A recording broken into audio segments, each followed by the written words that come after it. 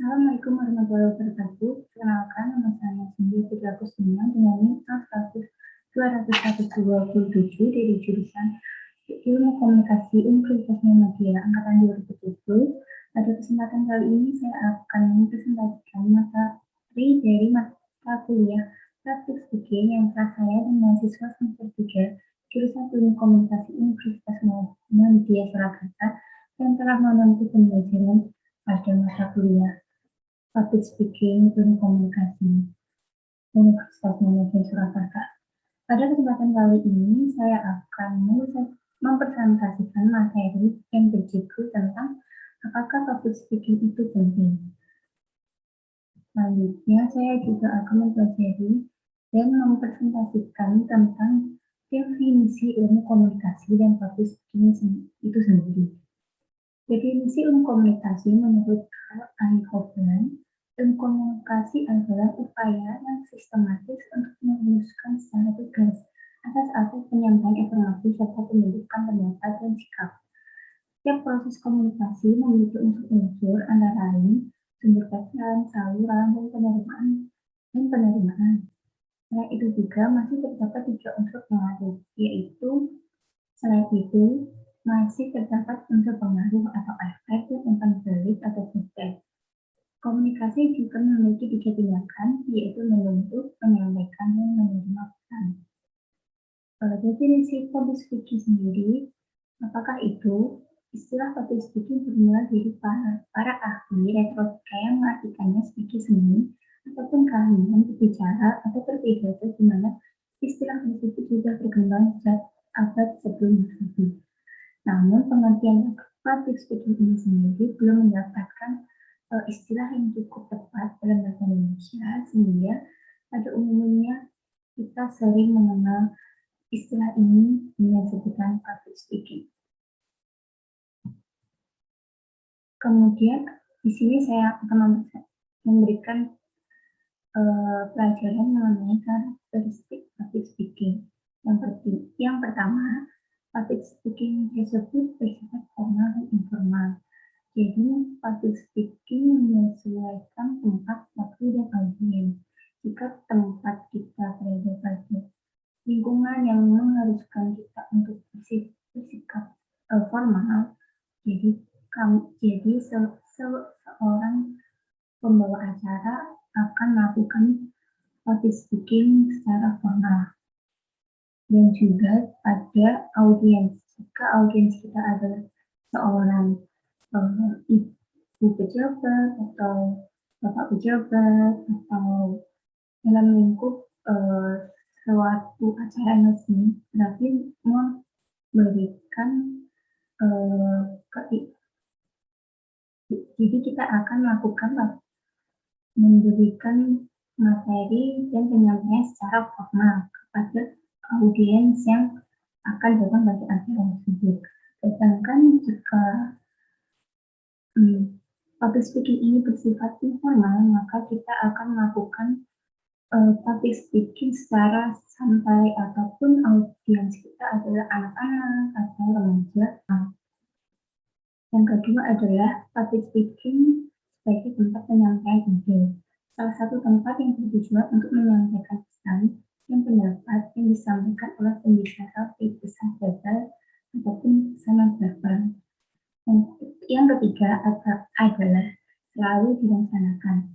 Saat ingin tampil di depan banyak orang, pembicara harus mempersiapkan segala hal yang menyangkut materi dan kesiapan saat tampil di depan umum. Sehingga saat kita melakukan penyampaian materi, kita tidak gugup ataupun juga lupa akan materi yang akan disampaikan. Dan yang terakhir adalah pastinya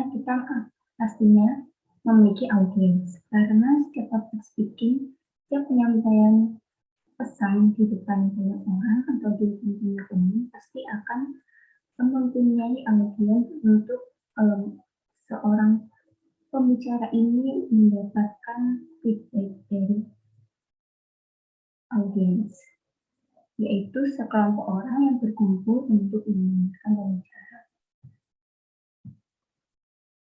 Kemudian pentingnya public speaking bagi mahasiswa.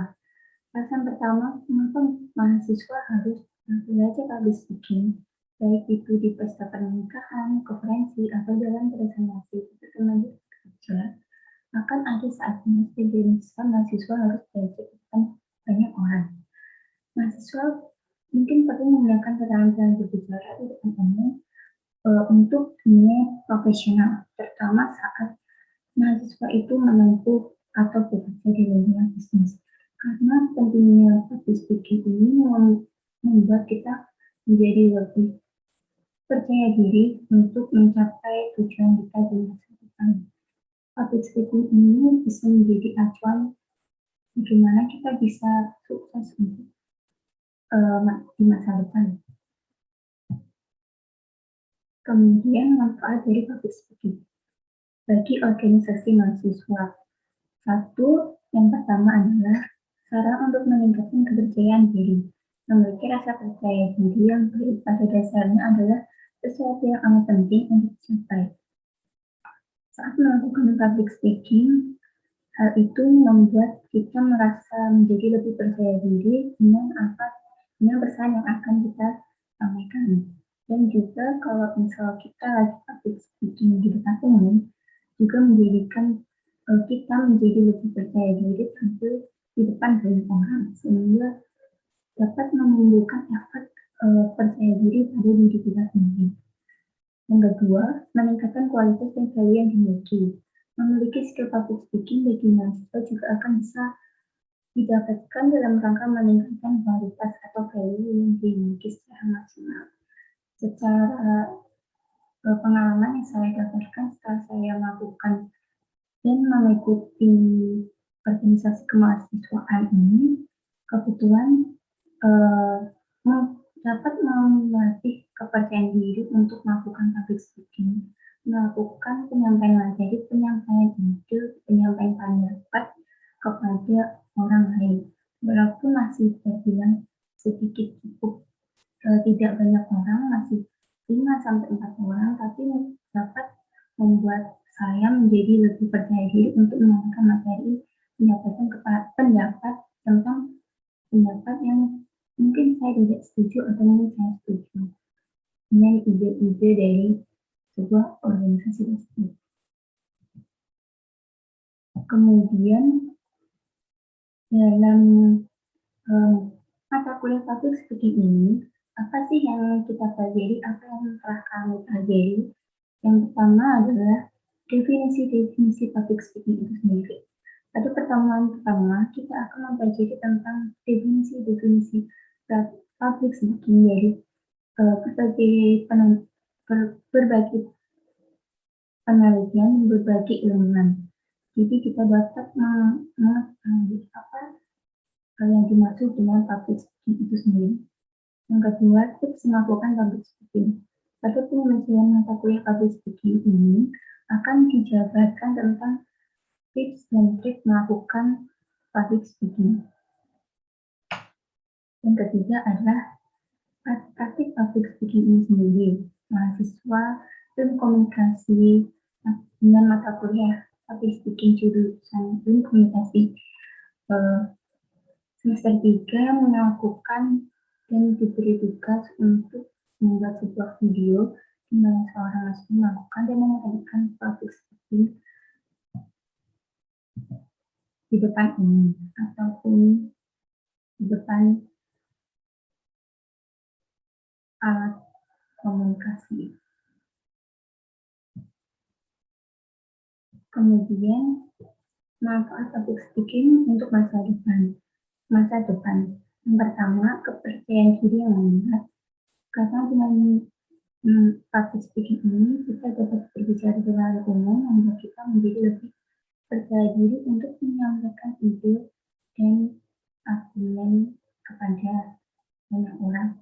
Yang kedua, modal berbisnis, karena untuk melakukan bisnis atau menggunakan kita untuk masa depan ingin melakukan bisnis, komunikasi adalah salah satu hal yang paling utama bagaimana sebuah bisnis ini bisa maju dan sebuah bisnis ini bisa sukses untuk kedepannya. karena hal ini menjadi poin utama untuk kita sebagai pemilik atau menjadi pemilik bisnis ini melakukan mengkomunikasikan produk yang akan kita pasarkan. Yang ketiga adalah menumbuhkan skill leadership. Seorang leader harus mempunyai public speaking dan kepercayaan diri untuk tampil di depan anggota-anggotanya. Dan yang keempat terakhir adalah bisa menyampaikan ide dengan lancar.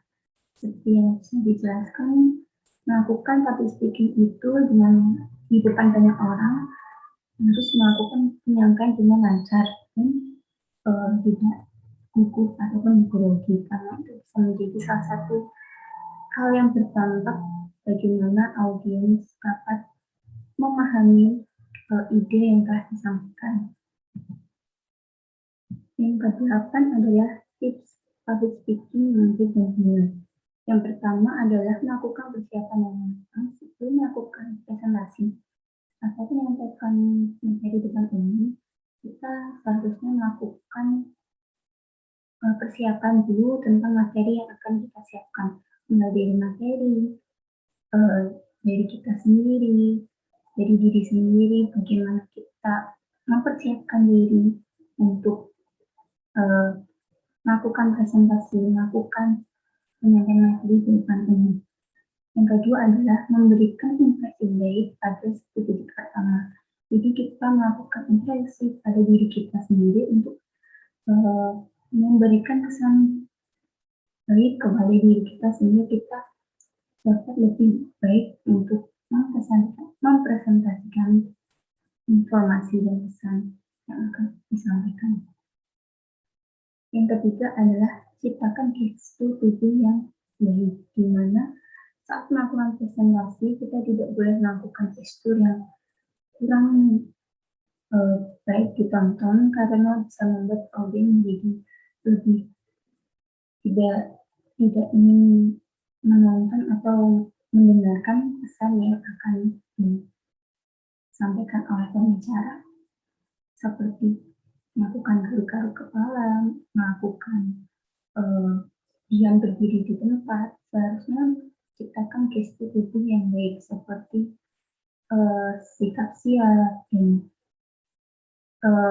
melakukan, kita sebagai pembicara harus mampu menguasai panggung sehingga tidak pada satu titik saja kita berada pada panggung tertentu. Jadi audiens tidak merasa bosan dengan visual yang ditampilkan oleh pembicara. Kemudian harapan setelah mengikuti mata kuliah public speaking ini sendiri, harapan pribadi saya adalah setelah mengikuti mata kuliah public speaking ini, pada semester 3 ini, semoga ilmu yang saya dapatkan dapat saya terapkan ke kehidupan nyata dan bermanfaat bagi saya dan orang lain, sehingga saya dapat lebih banyak memberikan informasi dan pesan-pesan jauh lebih baik lagi karena telah memiliki ilmu dalam bagaimana melakukan public speaking yang baik dan benar. Dan semoga saya lebih bisa percaya diri untuk tampil di depan banyak umum untuk menyampaikan informasi.